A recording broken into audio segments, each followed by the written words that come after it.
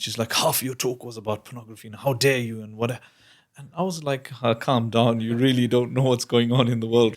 Pornography and porn addiction is mental. And that's what a lot of people don't realize is you're feeding your mind with all these images of different people engaged in the act. And that really affects the mind. You know, when a person is addicted, they're not going to get rid of that by getting married. They're not going to get rid of that by fulfilling their desires with different and multiple partners. You need to reach out for help.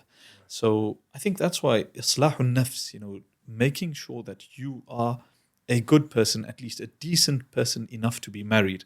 And I think if you put yourself at the other end of the spectrum and say, if I were my spouse or my potential spouse, would I marry me?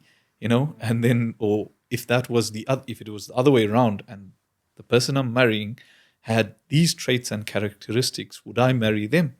And if the answer is no, then you've got a lot of work to do before you get married. Yeah, that's a really important point.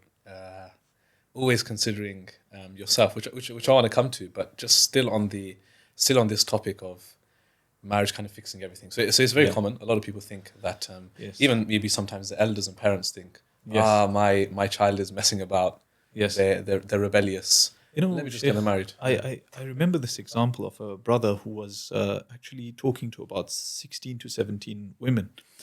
And he then wanted to get married to someone I knew. And the parents from the girl's side were now asking me. And I told them, I said, look, this guy's got this problem. And funny enough, what you're saying, the grandfather told me, he was like, no, once he gets married, everything will be resolved. And I literally thought to myself, obviously at that point, I've done my due, I've done my job, my duty, which is to tell them that this is what he's going through and this is what his life's like. Obviously, we don't expose people otherwise, but it's necessary. Yeah. So when I told him, he's like, no, it's just let him get married and then that will resolve everything. And I sat there thinking, that's absurd to think. It's dangerous. This is not going to stop with marriage.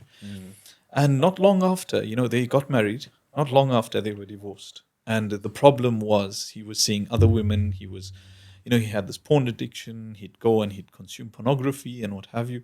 So, something like that's not going to help. Marriage is not going to help your porn addiction. You've got to reach out for help. And that's where the stigma is attached. I think during the tour, someone said that there is an anonymous website that you can submit, to get help. There's plenty of platforms out there now and initiatives, I think, to help remedy that, which is a good thing, alhamdulillah, because, as we were saying as well, that once upon a time, to even bring up the topic, I mean, I know even in some communities today, to bring up even the topic of pornography or addiction or these types of things, it's like really taboo. You can't even discuss it because people would be like, astaghfirullah, don't even bring it up. Yeah, there was that auntie up north that I saw after a lecture once. It was on marriage, and I was talking about how pornography can affect marriage. And she came back saying, after the event, and she's like, half your talk was about pornography, and how dare you, and what. And I was like, calm down. You really don't know what's going on in the world right now.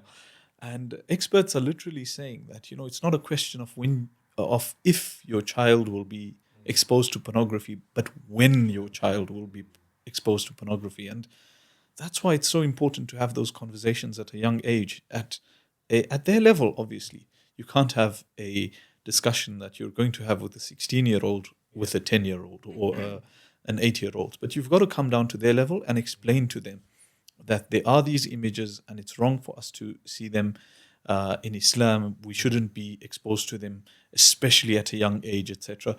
And when we have those discussions and open them up, then the child feels more comfortable to come and confide in us as well, Yeah. So it's good. It's good for us to bring it up rather than them get exposed. Yeah. And then make their own mind up about things or take it from another source, as opposed to us as people who are genuinely concerned for them and looking out for them. And from an Islamic perspective, we can give something. And Shaykh, whenever we do something like this and we talk about it, I get so many direct messages. I need help. I feel suicidal.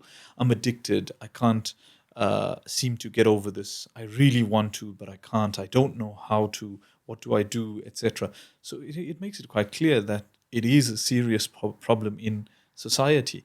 So you're taking all of that baggage into marriage is not going to really help.